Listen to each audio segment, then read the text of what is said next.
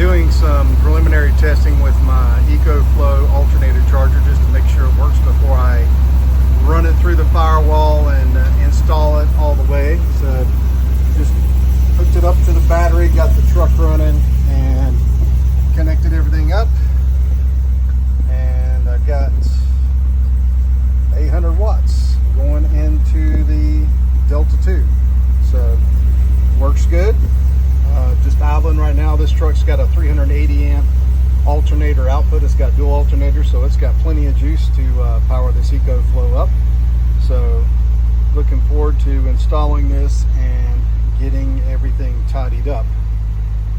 Okay, I verified with the truck off. The light is red, which means the voltage that I have set on the EcoFlow is not high enough to start charging, which is great because you don't want to do that, or I don't want it to do that while its truck is off.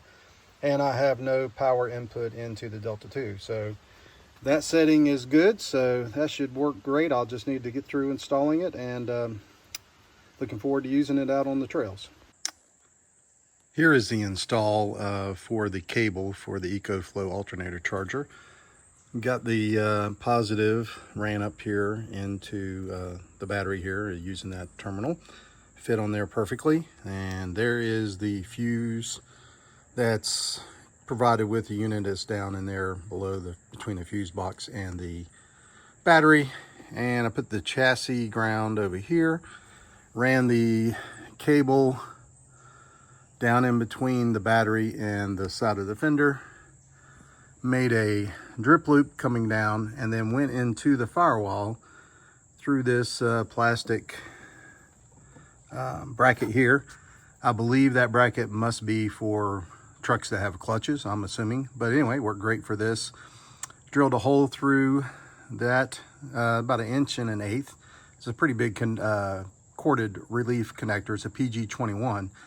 So the PG21 is round, but this cabling here is oval. So we used RTV sealant on either side of this cable to seal that up, and use some RTV sealant at the back of the fitting here where it goes into this plastic bracket as it goes into the firewall.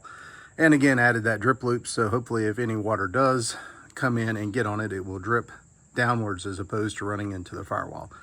But that fitting and this part of the truck is up pretty high. It's at least I don't know, 50 inches from the ground, so it's up pretty high. So I don't think any water would get in there from water fording anyway, but just in case, definitely sealed it up a little bit. You can see the cable assembly coming out through the that connector in the firewall, and basically routed that cable over top of the brake pedal and the gas accelerator pedal over top of all that, and then came across, and you can see it right there, and then it comes in and goes in behind down at the bottom here, the center console, and then exits out right there under the front seat.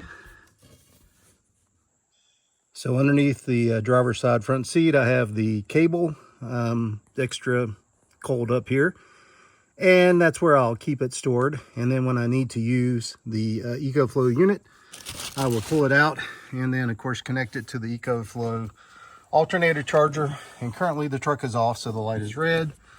And of course connect in the other piece, the other wire to the to go to the power station, and then slide it underneath there, and of course have the cable up there. Right now the truck is not on, so I'm going to turn it on and show you the 800 watts. Now, one thing I did do is I did make an additional cable puller.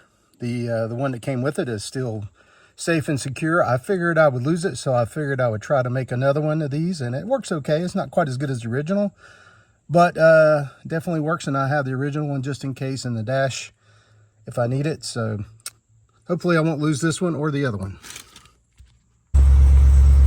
Here is the truck just idling normally.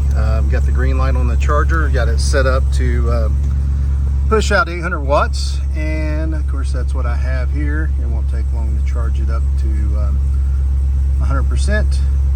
So definitely will be useful out on the trails and wanting a quick charge on this Delta 2.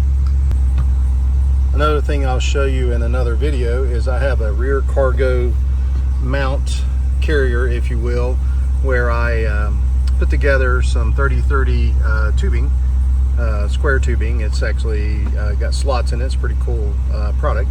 Reused that from another project I had, a bike rack, and I no longer needed that, so I repurposed it for putting back here.